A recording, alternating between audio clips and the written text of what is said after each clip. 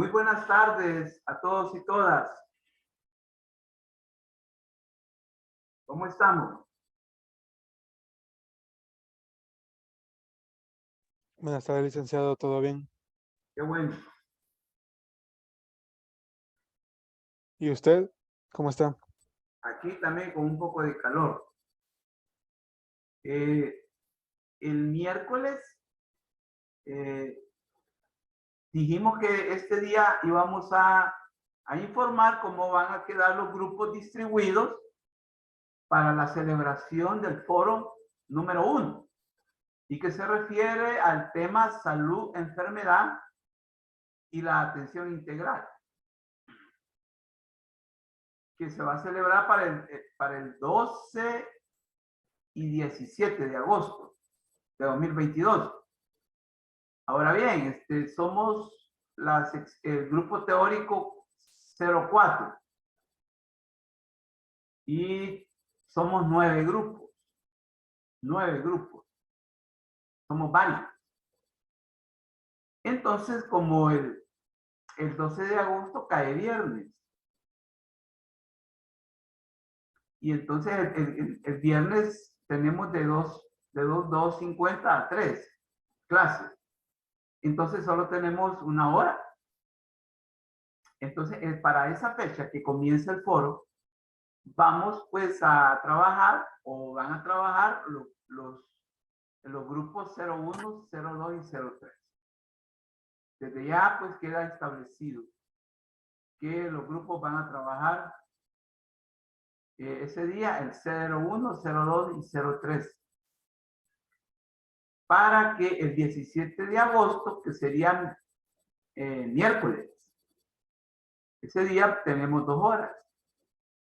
Entonces, en esas 2 horas evacuaríamos el trabajo en el foro, los grupos 04, 05, 06, 07, 08 y 09.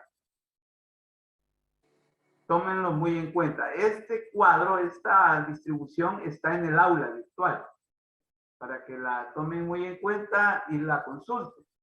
Aquí hay una observación. Aquí hay una parte del cuadro que se refiere a observaciones.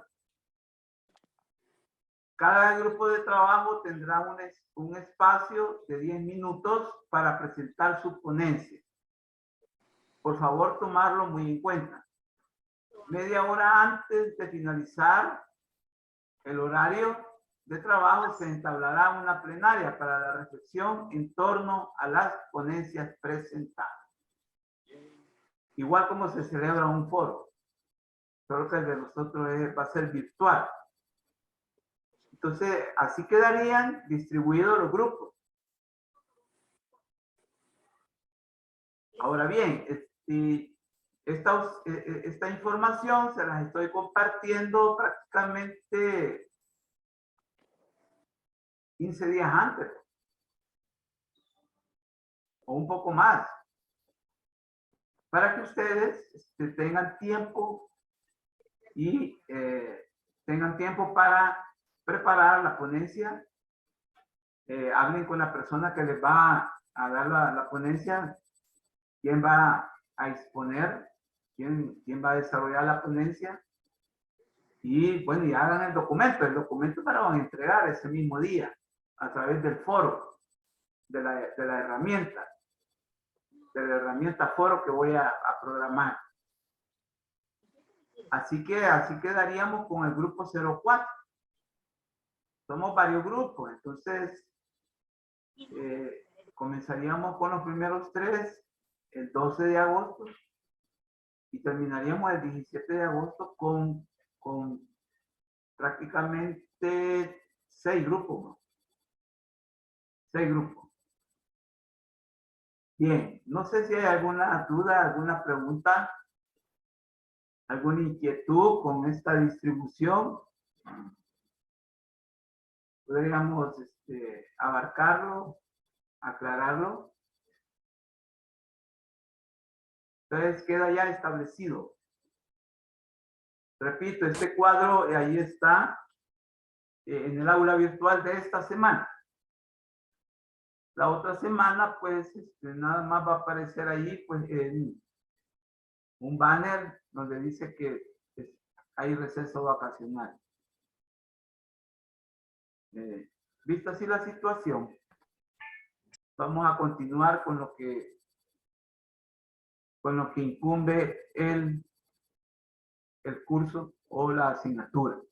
Que miren, yo quisiera hacer una pequeña introducción a la temática como una transición de lo que veníamos hablando a este tema que vamos a hablar esta tarde. Veníamos hablando pues de la sociología como disciplina científica, su historia y también sobre los máximos exponentes de los fundadores de la sociología en un primer momento, pero también de la sociología médica. Ya tenemos claro, pues ya estuvimos reflexionando en torno a las personas que se preocuparon, ¿verdad? Y que crearon teorías sociológicas, tanto de la sociología clásica como de la sociología médica. Vista así la situación, pues vamos a entrarle a un tema que se llama liderazgo y trabajo en equipo. Entonces, yo voy a decir lo siguiente. Hay que tomar muy en cuenta que, por ejemplo, las prácticas, o sea, el instrumento que nosotros utilizamos para hacer las prácticas es un instrumento muy, diría yo, muy referido a lo que nosotros discutimos, debatimos y reflexionamos en clase. Si algo yo quiero, como tener como hilo conductor, es la realidad histórico-social salvadoreña. Siempre en las clases de sociología médica se va a hablar sobre los problemas más acuciantes de la realidad histórico-social salvadoreña. Obviamente vinculados con el tema que nos toque desarrollar. Así que, ¿por qué? Porque hay todo un propósito para desarrollar, si toca hacer una práctica, entonces toca desarrollar ese instrumento de la práctica con lo que nosotros vamos a desarrollar en clase. Por eso es que ustedes deben de estar pues en clase. Deben de estar en clase. Y me parece pues que habíamos acordado que íbamos a estar con cámara activa, pero yo aquí estoy verificando y ustedes no están en cámara activa. Entonces, esta es una situación que por ejemplo, para las prácticas, o como es en grupo, ustedes deben de tomarlo muy en cuenta, que deben de conectarse. Yo siempre los voy a exhortar. Voy a hacer la exhortación. Así que ahí es una situación que se me escapa de mis manos, pues ya controlarla. Pues bien, vista así la situación, dicho y planteado así, vamos a entrarle a este tema, que es el liderazgo y trabajo en equipo. Bueno, entonces ya son temas, en realidad que ya son temas bien prestos a las realidades que ustedes van a vivir en su diario vivir cotidiano, profesional, que van a configurar. Resulta que quiero comenzar diciendo que las ciencias de la salud son ciencias que requieren en su quehacer práctico, cotidiano, de mucho liderazgo, de mucho trabajo en equipo, porque la salud es eso, la salud es una construcción social cotidiana, es un continuo hacerse. Nosotros, además de que es una relación social entre seres humanos y condiciones para procurar la salud, también la salud requiere de una construcción cotidiana una construcción vivencial. Ustedes no pueden ser profesionales de la medicina si no tienen una cercanía y no pueden hacer una labor de compañía si se van a dedicar a la salud. Compañía, cercanía con la salud son claves. Es necesario. Y eso solo lo van a lograr en el trabajo en equipo. Al menos si nosotros, por ejemplo, a mí me llama la atención que es una asignatura que, por ejemplo, es el Departamento de Salud Pública al cual está adscrito la asignatura de Sociología Médica, precisamente por eso. Porque el trabajo en equipo es clave, es necesario, pues, es necesario. Y parece que vamos a entrar de lleno, pues, a ver cómo el trabajo en equipo va a ser como un plus en el que hacer que ustedes van a tener. Repito, el trabajo en equipo es una necesidad, no es algo que se venga a proponer, ¿verdad? Mire, si ustedes quieren, trabajen en equipo. Y aquí están los elementos, no. Es un deber ser. El trabajo en equipo es un deber ser. Es un deber ser que ustedes como profesionales de la salud, específicamente de la medicina, deben de desarrollar en su labor, en su quehacer, en su práctica profesional. No puede ser de otra forma. Más ahora que nosotros, desde la sociología médica, hablamos de una interdisciplinariedad, que es el concurso de las distintas disciplinas para que desde cada una de ellas aportar sistemática, elaboradamente al logro de la salud como un bien público, como un bien común, porque también otro presupuesto que nosotros debemos de manejar es que la salud es un bien público, igual que la educación, igual que la vivienda, igual que el agua. Entonces, un bien público, ¿sí? No se puede construir, no se puede rehacer si no hay trabajo en equipo. Un bien común también, porque todos tenemos derecho a la salud. El problema es que en sociedades como la nuestra, desiguales, sociedades en donde la injusticia social es como el mecanismo para operar de ciertos niveles de la realidad, se habla de que, por ejemplo, los malhechores no tienen derecho a la salud, ¿no? ¿Se han fijado ustedes en eso? Los malhechores no tienen salud, no tienen derecho a la salud. Los criminales no tienen derecho a la salud, solo la gente honrada. Y yo preguntaría, ¿y a dónde dice eso? ¿Mm? ¿O es cierto que en algún lugar lo dice? Vamos a ver Jefferson Mejía. ¿Qué me podrías decir acerca de eso? Dice en algún lugar, yo quisiera, pues sí, que me sacaran un documento donde dice, mire, fíjate que la salud solo es para la gente buena. ¿Es cierto eso? ¿Cómo? Hasta donde yo sé, no hay algo estipulado así de que diga que los criminales no deben recibir salud. O que no tengan derecho. Ajá, lo más cercano a que no reciban salud es en la pena de muerte que aplican en algunos países, lo más cercano como tal a que no reciban salud. Bueno, gracias Jefferson. ¿Qué nos dice, por ejemplo? Bueno, dice, el compañero nos acaba de decir que hasta donde él sabe, no dice nada. ¿Qué nos decís vos, Fabio Leilú? ¿Qué nos podrías decir al respecto? Es que mira, allá afuera, cuando yo digo allá afuera, te estoy diciendo ahí en la calle, va. Ahí en la calle andan diciendo, mire, es que solo la gente honrada, va.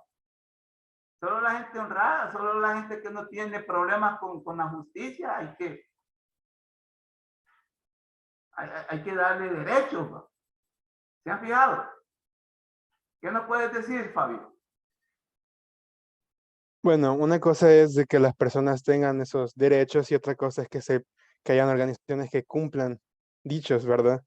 Como, como nuestro país, de que a pesar de que las personas sean correctas, sean buenas, aún así no se les vela por sus derechos. Pero en sí, creo que a todo tipo de personas se le debe de respetar sus derechos, ¿verdad? A pesar de sus problemas en el pasado o actuales.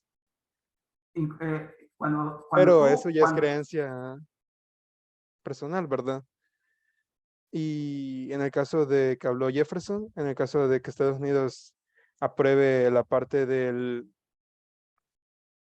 que las personas que tengan pena de muerte, pues en ese aspecto las personas llegaron allí por algo, no por inconsciencia como algunas otras personas, ¿verdad? Porque todos esos actos son actos hechos por conciencia. miren, yo en realidad no caigamos en la confusión, ¿verdad? Yo traje a colación el problema porque en El Salvador y en los últimos 3 años, a partir de la pandemia, a partir del aparecimiento de la pandemia, el 2020, marzo, se vienen enarbolando. Enarbolar es esto, ¿ves? Esto es enarbolar.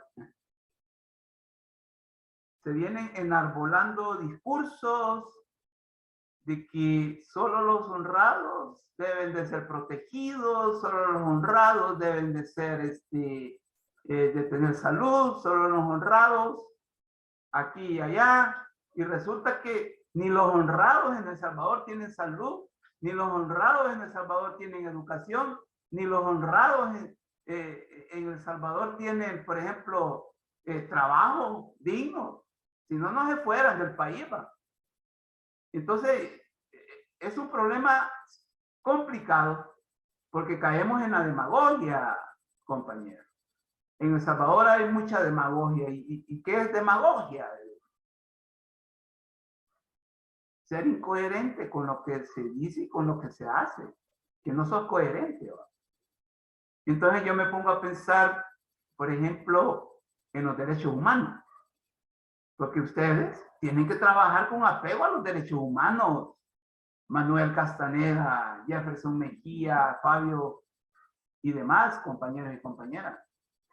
¿Por qué? Licenciado, Ajá, Eunice. bueno, yo le voy a contar algo que me pasó. Yo pertenezco a una institución de socorro, ¿verdad? Entonces, ¿Sí? recibimos una llamada de parte del 911 de una persona indigente que necesitaba ayuda porque ya tenía una miasis en la úlcera, en la úlcera del pie. Y cuando nosotros la llevamos a dicho hospital, la doctora nos dijo de que nosotros, como institución, llevábamos cualquier cosa al hospital y no lo quisieron atender. Ese es el testimonio que nos quieres compartir. Sí, o sea que por ser una persona indigente, la discriminaron. Correcto. Entonces, ese es el problema. Ese es el problema. Caemos en una situación de exclusión.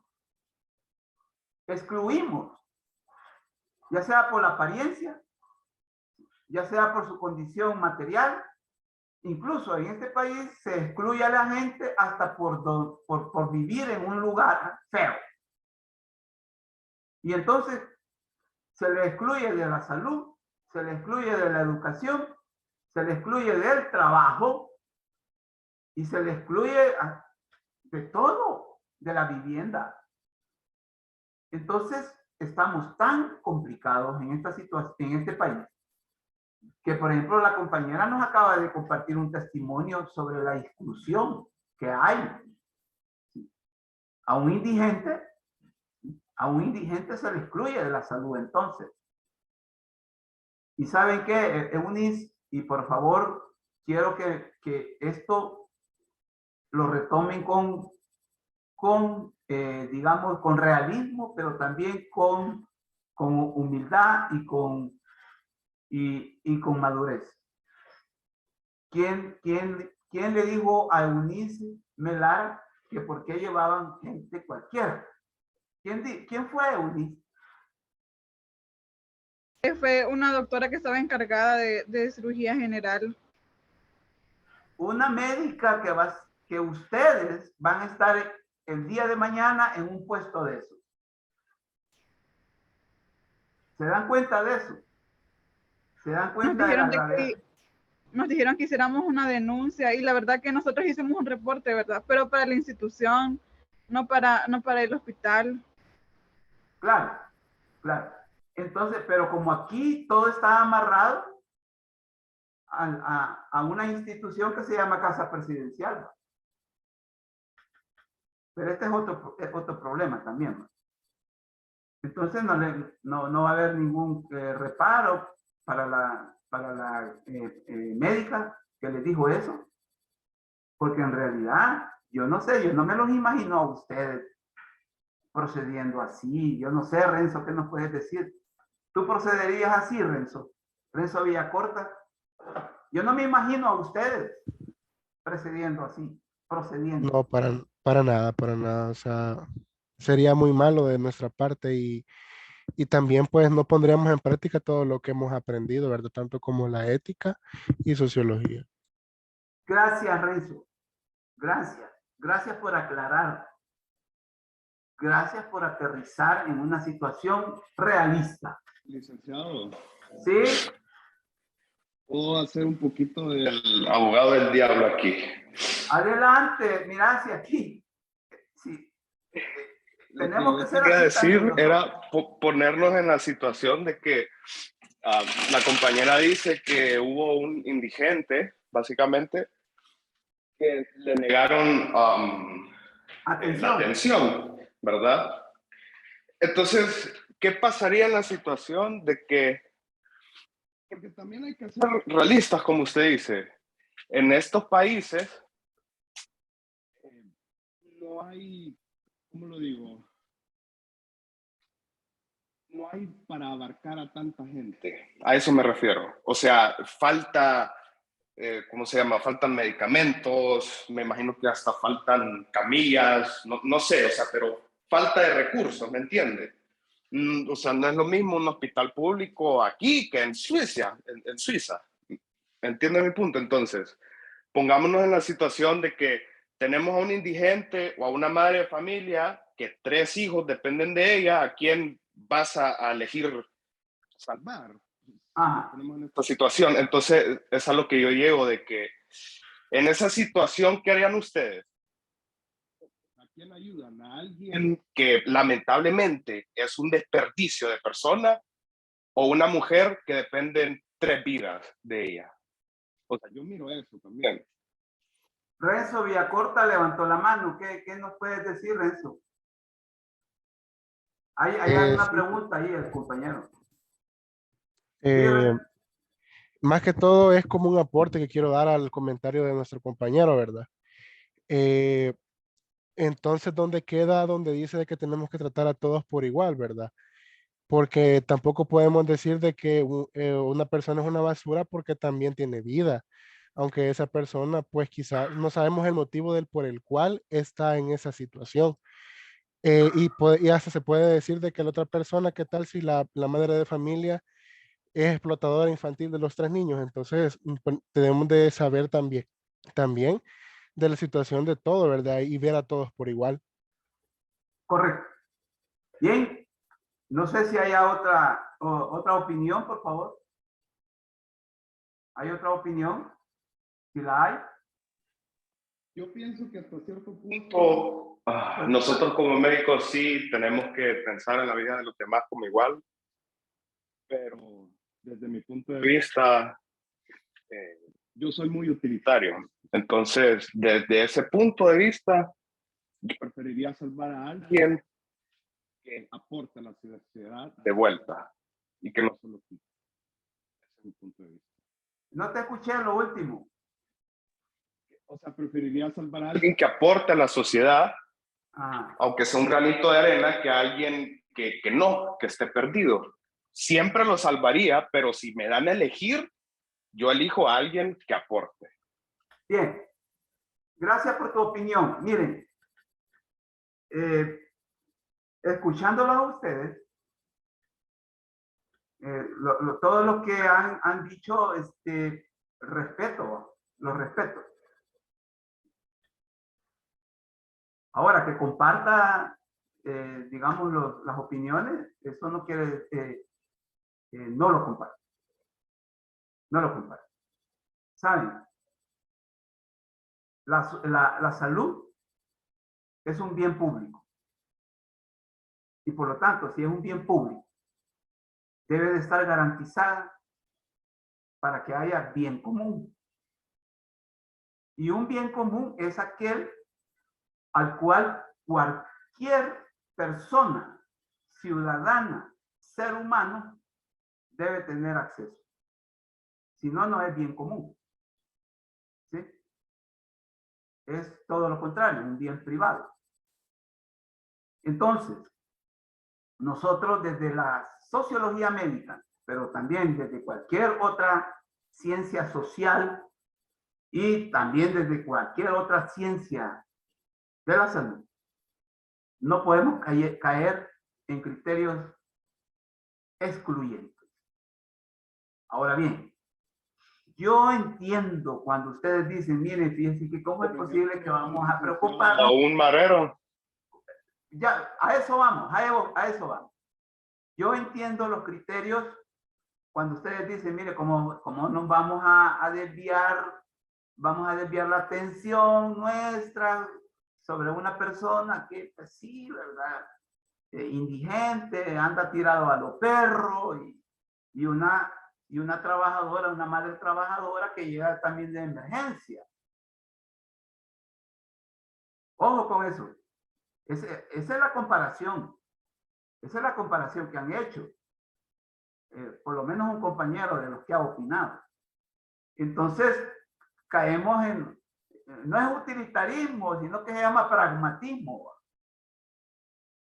Esa palabrita, pragmatismo, que es la teoría de la utilidad. Aquí, el pragmatismo incluso hasta puede ser grosero, parece grosero. ¿Sí? Y porque en términos pragmáticos, bueno, mire, fíjese que yo le voy a apostar a la señora, ¿vale? Entonces, ¿por qué va? Porque es la que da más utilidad. Precisamente por eso se llama pragmatismo, porque es la teoría de la utilidad. Entonces, pero nosotros, al menos yo, en mi trabajo de facilitador docente de sociología, no voy a fomentar exclusión social. Sí. Yo, desde esta cátedra, porque a mí me sonroja, y no sé si a ustedes, de que lo que dijo Eunice, que fue una médica, alguien de ustedes prácticamente, pues sí, ya metámonos en esto, hombre. Ya metámonos en esta gran labor que se llama salud. Y llegar con esos criterios a digamos, a un puesto de trabajo, como es el que ustedes van a tener. Sí que estamos bien complicados. Estamos en el mejor de los en el peor, perdón, de los mundos. Estamos en el peor de los mundos. Ahora bien, hubo alguien que dijo, mire, es que deben de haber medicina suficiente. ¿Verdad? No sé quién dijo eso, y de eso sí yo estoy 100% de acuerdo. Deben de haber equipos, deben de haber también medicina suficiente.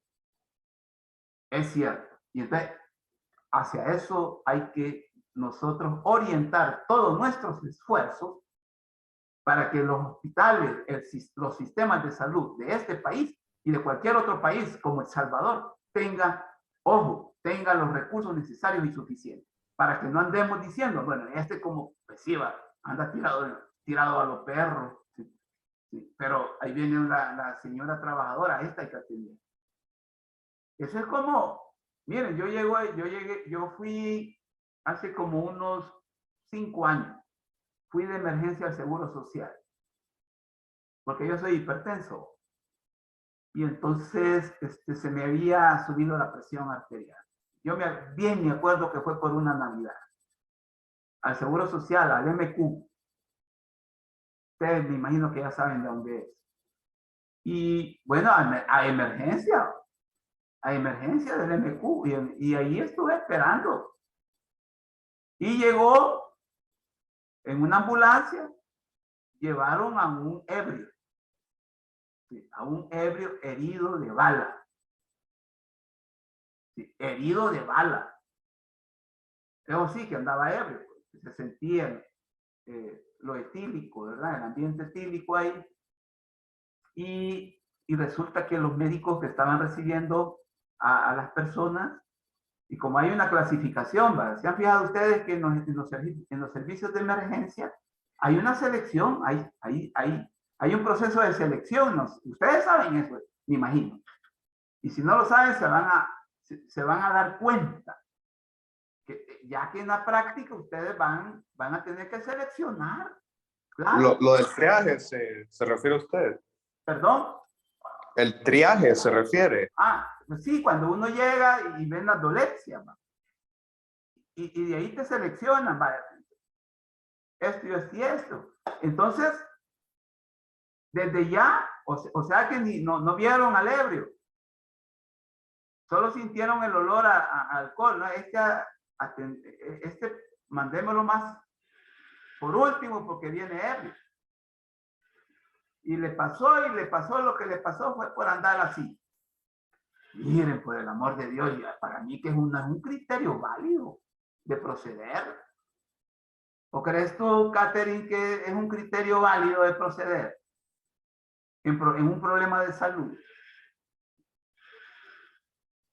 Fíjese de que está en todo lo que han estado hablando, llego a una pequeña pérdida ahí, porque si iniciamos desde lo que estábamos hablando al inicio, de que tenemos que cuidar a los presos o cosas así, brindarles salud, en la ley, mi tía trabaja como abogada, cuando a una persona X haya cometido un crimen, al momento de entrar a la cárcel pierde todos sus derechos humanos. No se le va a dar apoyo si fue un asesinato, pero sí tiene derecho a un abogado, es decir, a una defensa. Y si se le haya culpable o inocente, pero se le va brindando dentro de la cárcel lo mínimo y se puede. Ahora vamos a lo de actual. Tengo a ver que dice, vaya, la persona está ebria. Concedo de que una persona ebria no se le puede brindar el tratamiento necesario en este momento porque puede haber un choque de medicamento o algo, entonces es mejor que baje un poquito el grado de alcohol en el cuerpo y después poner en tratamiento de lo que haya pasado. Entonces sí lo hallo como válido. Ok. A mí me parece razonable lo que está diciendo la compañera, ¿verdad? Que le bajen los niveles de alcohol, pero yo escuché en una forma bien despectiva al médico, ¿sí? Que por andar fregando le sucedió eso, y en realidad ustedes no pueden caer en ese discurso, porque caemos en los prejuicios, ¿sí? Caemos en situaciones, en especulaciones. Entonces, ustedes, más que todo como profesionales de la salud, deben de tener mucho cuidado de andar haciendo clasificaciones, ¿va? De andar tomando en cuenta y a partir de criterios ir incluso seleccionando casos por casos. A mi modo de ver, pues, como desde la ética debe de haber como una práctica, ¿sí, Fabio? Y también hay que recordar de que somos futuros doctores, no somos futuros abogados, no venimos a juzgar a la gente. En el hospital tenemos que ayudar a la persona que esté más en riesgo, primero, a la que podamos ayudar. Ok, ok. Me parece. Ahora bien, Catherine, desde mi posición como encargado de la cátedra de Sociología Médica, quiero decirte lo siguiente, y este también es para todos, de que alguien que cae preso y llega a un centro penal no pierde los derechos humanos, pierde derechos ciudadanos, que no son lo mismo. Y esto yo te lo puedo garantizar y yo te invito a que escudriñes fuentes. Toda persona que llega a un centro penal no pierde los derechos humanos, pierde derechos ciudadanos, que no son lo mismo. Y por eso es que ustedes deben de tener también, a mi modo de ver, en la formación profesional de ustedes, debe de estar como enmarcada también un área donde se formen en derechos humanos. Desde mi punto de vista. Entonces, Catherine, esa persona que llega a un centro penal, por haber hecho lo que haya hecho, no pierde los derechos humanos, pierdes derechos ciudadanos. Por lo tanto, un derecho humano como la salud no lo pierde. Un derecho humano como la educación no lo pierde. Por lo tanto, un derecho humano a la vida, como es el derecho humano a la vida, no lo pierde también. Y por eso es que hoy que están muriendo en los centros penales, gente, sean mareros o no sean mareros, se les está violando un derecho humano. Y eso sí, han caído en una flagrante violación a ese derecho humano que es el de la vida. Y lo estoy diciendo con todas las letras al Estado salvadoreño. El Estado salvadoreño, cuando vos caes preso o presa, él es responsable de tu vida adentro del penal. No es que la persona, pues sí, como es violenta, se metió a saber en qué lío. Pero no, pues sí, si vos caes en custodia o en custodio de una institución llamada Estado. Y con respecto a que muchos de ustedes argumentan de que se tiene que haber una selección de los pacientes porque no hay recursos suficientes y necesarios, eso sí es cierto.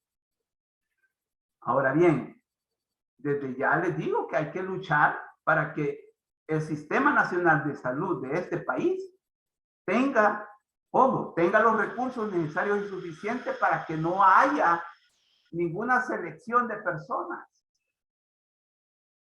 Ninguna selección de personas, que porque este es esto y este es esta, que porque aquella es sexo servidora y esta es una cajera de un banco, que porque aquel es ¿qué? LGBTI, porque también ustedes se van a encontrar con personas así, ¿sí? Y no por su ¿qué? Identidad, por ejemplo, identidad de género u orientación sexual, como está ocurriendo en este país, se les niega el servicio de salud. Entonces, repito, estamos en una situación bien delicada, complicada. Entonces, el trabajo en equipo, que es el tema de ahora, es necesario.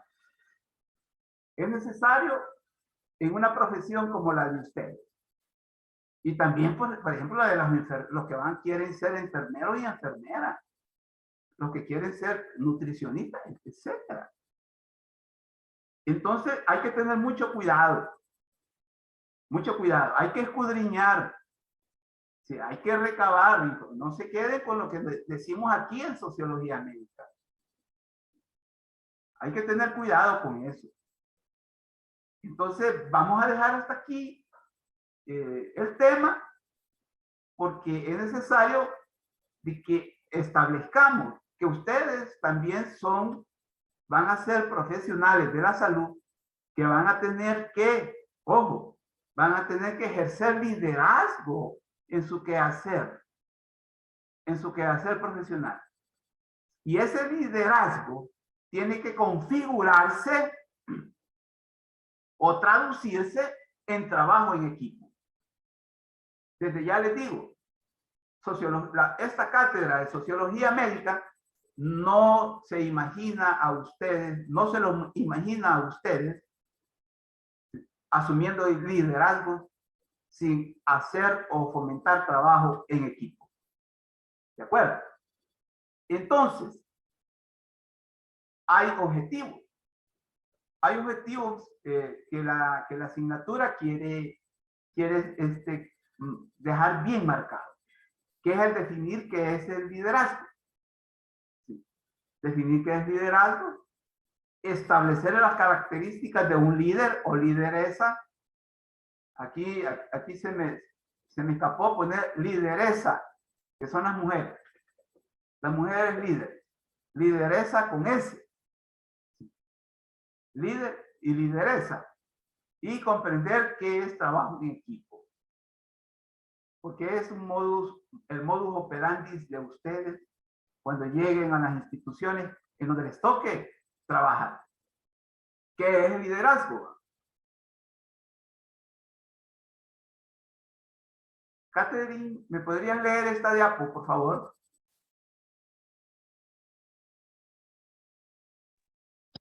Liderazgo. La palabra liderazgo se define a una influencia que se ejerce sobre las personas y que permite incentivarlas para que trabajen en forma entusiasta por objetivo común. Objetivo común, ajá. Es la función que ocupa una persona que se distingue del resto y es capaz de tomar decisiones acertadas para el grupo, equipo o organización que preceda, inspirando al resto de los que participan de ese grupo a alcanzar una meta común. Muchas gracias, Catherine. Bien. Esto son como dos acepciones, dos definiciones de liderazgo. Yo quiero como enfatizar en dos cosas. Un líder, una lideresa, a partir de lo que acabamos de oír de la compañera, debe ser alguien que transfiere influencia, o sea, que ejerce influencia sobre otras personas. Eso, esa capacidad de ejercer influencia sobre el pensar, sentir y actuar incluso de otras personas. Ahora bien, yo quiero recalcar dos cosas. Esa influencia debe ser el resultado, y aquí, como dijo la compañera, debe inspirar.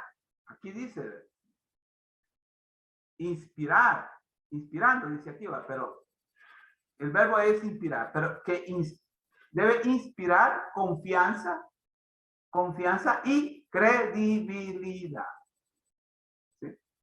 Confianza y credibilidad son como las materias primas.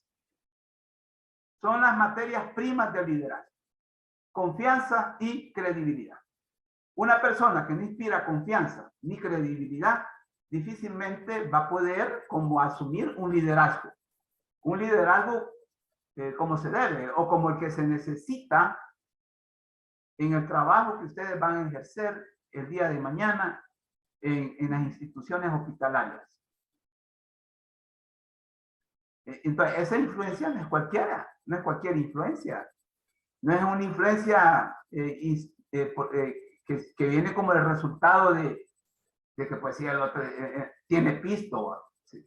O porque pues sí, anda armado, ¿sí? O porque invita a chupar a todo, ¿sí? O porque, digamos, es guapo o guapa, ¿sí? Cosas así, ¿me entienden? Cosas así deben de ser de una vez por todas, ¿sí? Rotas con esos criterios. Debe de romperse con todos esos criterios.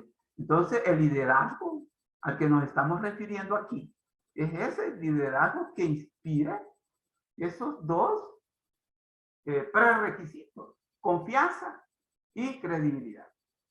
Y obviamente, cuando nosotros hablamos de confianza y de credibilidad, es porque ha habido un proceso de cercanía, de compañía. Usted no puede tener, o usted no puede inspirar confianza y credibilidad de la noche a la mañana, sino que debe de haber habido un proceso en el cual se ha desarrollado transversalmente, si usted quiere, cercanía y compañía. Entendido que la cercanía, pues, en una labor humana, es que siempre esté la persona, siempre haya sido una persona proactiva, entregada en la labor. Y no digamos la compañía. La compañía que siempre esté, digamos, siempre esté en los procesos. Siempre haya una presencia. Haya una presencia. A mí me llama la atención también cuando la compañera leyó sobre la función. Es una función muy delicada, muy trascendental, la función del líder, porque el líder no es solo el que manda o el que dice, mira, anda a hacer esto, mira, anda a hacer lo otro. ¿Sí? Sino, como repito, si bien es cierto, usted el líder o la lideresa se distingue del resto, es porque tiene todas las competencias, y valga aquí la aclaración que estamos nosotros también trabajando ya no por objetivos didácticos, sino que por competencias didácticas. Usted debe de, como futuro médico y médica, debe de ir construyéndose esa competencia como aquella capacidad de poder resolver problemas de la vida en una forma satisfactoria. Entonces, por favor, ya que se vaya, digamos, asumiendo que esta definición de liderazgo, que es la que en verdad nos debe de servir a nosotros. Ojo con esto. Ahora bien, aquí hay otra definición de liderazgo. Hay otra definición de liderazgo, que es, por favor, pueden desactivar el micrófono. No sé quién lo tiene ahí activado. Liderazgo. La labor del líder consiste en establecer una meta y conseguir que la mayor parte de las personas deseen y trabajen por alcanzar.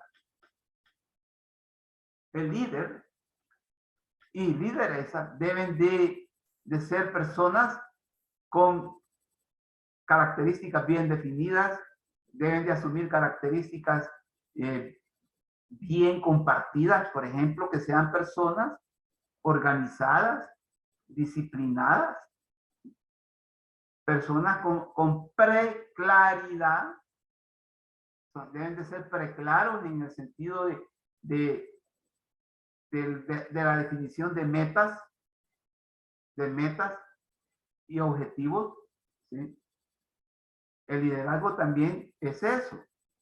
Las personas deben de tener esas características también. Disciplinadas. Por ejemplo, ustedes como estudiantes, ustedes pertenecen a aquel estamento de estudiantes que son disciplinados, organizados. Miren, yo cuando he trabajado con los estudiantes de medicina, cuando he tenido el privilegio de trabajar con los estudiantes de medicina, siempre he tratado de verificar estas características, que sean organizados y disciplinados. Y entonces ustedes y yo he quedado totalmente convencido de que en una carrera como la de ustedes es necesario ser disciplinado y también organizado.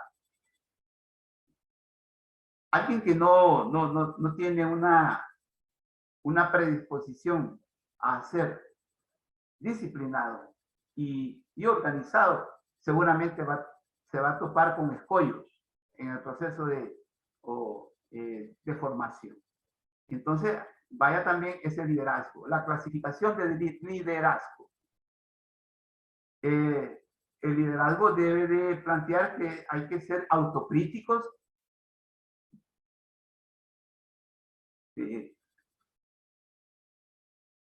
perdón, aquí como que no se refiere a eso lo que voy a decir. No, hay una clasificación de liderazgos.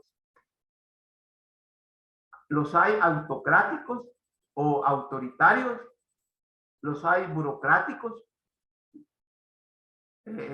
hay liderazgo carismático, hay liderazgo democrático, existe el liderazgo situacional y existe el líder laissez-faire.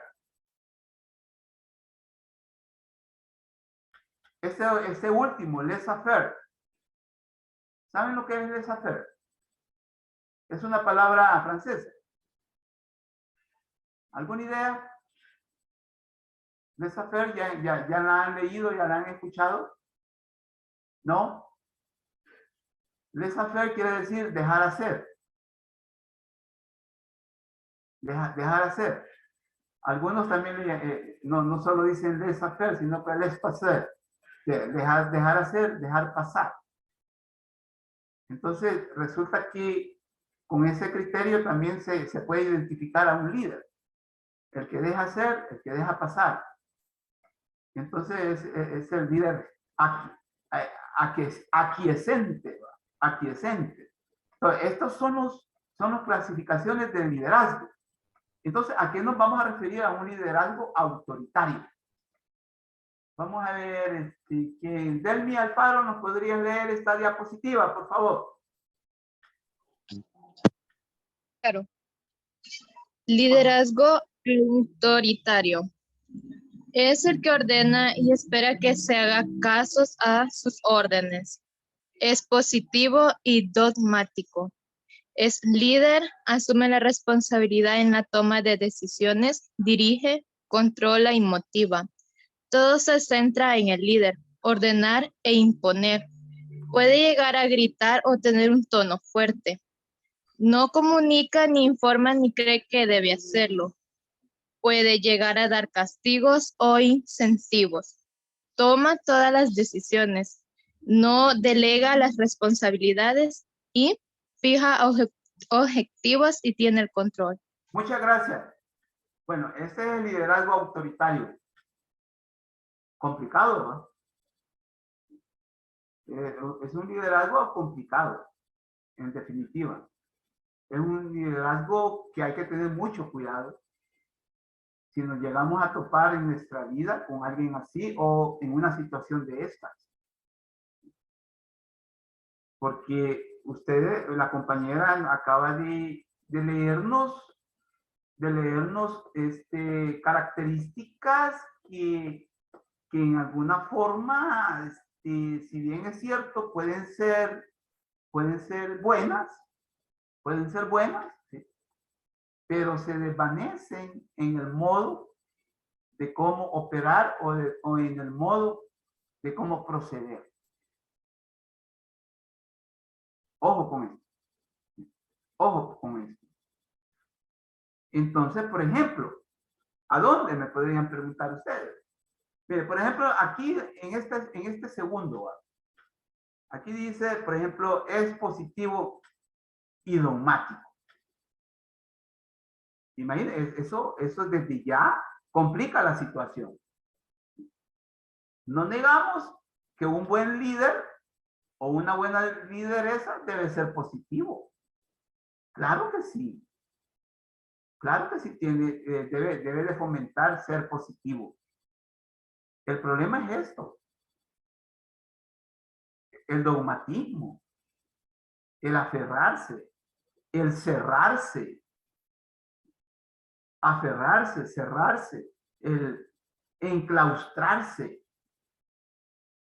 en criterios, por ejemplo. digamos, en modos de ser. Mire, algo sí yo les voy a decir desde la sociología, de que muchas veces los objetivos son buenos. Los objetivos que uno se propone en la vida, o las metas que uno se pone en la vida, son buenos, son saludables. El problema es el cómo queremos obtener esos objetivos. Entonces, ese cómo desnaturaliza el objetivo. Entonces, cuando yo digo, miren, es complicado un líder así, porque es positivo, así, es bueno ser positivo, pero el dogmatismo ya como bajaría, lo desnaturaliza el ser positivo, porque llegamos a una dinámica muy dañina, muy peligrosa de, ojo, con aquel dilema o aquella sentencia, el fin justifica los medios. Ustedes ya han escuchado esta sentencia. Y entonces, los fines son buenos. El problema es que los medios o el modo no son los mejores. Incluso no son correctos. Entonces, hay que tener mucho cuidado con este liderazgo autoritario. Porque combina lo bueno, pero con lo incorrecto. Pero también dijo la compañera, este líder asume la responsabilidad en la toma de decisiones. Sí, asume la responsabilidad. ¿Qué vamos a entender por asumir la responsabilidad? Que él responde por los efectos, por las consecuencias de las decisiones. Eso es asumir responsabilidad. Y eso es positivo, eso es bueno. Responder por las consecuencias de una decisión que se haya tomado. Pero dice, dirige, controla y motiva. Son cuestiones que si uno le haya la hondura, son buenas. Son buenas. Entonces, repito, este liderazgo combina lo bueno, pero muchas veces con lo incorrecto. Aquí sí que diríamos nosotros que no hay mayor problema, ¿va? Si un líder también debe de responder, porque ¿cómo van a responder ustedes en grupo? En primer lugar, no es posible, y segundo, que no es correcto. Entonces, repito, este líder asume la responsabilidad en la toma de decisiones, claro. O sea, se compromete con las consecuencias, se compromete con los efectos, porque dirige, controla y motiva. Pero aquí también está esto. Todo se centra en el líder. Ordenar e imponer. Aquí sí ya estamos en una situación complicada, como la que yo les estaba manifestando, ¿verdad? Esto, en el liderazgo que nosotros queremos fomentar, no es bueno. No funciona. No procede. Todo se centra en el líder, o sea que no hay participación. Y si no hay participación, no hay deliberación, ¿verdad? No hay discusión, no hay debate, no hay, digamos, no hay participación, por ejemplo, en la información. Y como no hay participación en la información, entonces resulta que nadie sabe nada sobre el líder y entonces él dice, mira, yo he tomado esta decisión. Sin haber hecho partícipe a la demás gente. Y entonces, contimaz llega a ordenar y a imponer. Imagínense, ¿a cuenta de qué va? ¿A cuenta de qué? A cuenta de que porque él solamente es el líder o la lideresa. Entonces rompe con la participación. No hay participación. No hay participación. Miren, ustedes son ciudadanos y ciudadanas. Yo soy un ciudadano. Además de ser lo que estoy ejerciendo, un catedrático universitario de la sociología, ustedes también son ciudadanos. Y ustedes saben, por ejemplo, algunas interpretaciones que hacen, por ejemplo, los líderes políticos en El Salvador. ¿Y qué es lo que dicen ellos? Mire, fíjense que a nosotros nos eligió la gente. Es cierto, los eligió la gente. Y abrumadoramente. Ah, bueno, entonces, solo por eso ustedes toman decisiones sin consultar a la gente. Imagínense qué dinámica más perversa es. Entonces, nos vamos a quedar aquí porque ya son las 3 y no podemos seguir más allá porque ustedes tienen otras actividades. Vamos a llegar hasta aquí y ya saben que la semana que vengamos de las vacaciones vamos a entrarle al foro. Vamos a dejar este tema. Vamos a dejar este tema hasta aquí. Por mi parte ha sido todo por hoy. Les agradezco mucho el haber estado también opinando conmigo acá. El tiempo también. Y nos vemos hasta después de vacaciones. ¿De acuerdo? Muchas gracias, Nos vemos, licenciado. Muchas gracias. Adiós, Liz. Adiós. Adiós, licenciado. Felices vacaciones. Gracias, igualmente. No se olviden de las ponencias. No se olviden de la ponencia. Andrea, que tú levantaste la mano. Feliz vacaciones. Perdón, se me fue. Ok. Pero sí, felices vacaciones. Bueno, no se olviden de la Adiós. ponencia. La ponencia. Feliz Adiós. vacaciones, licenciado. Adiós.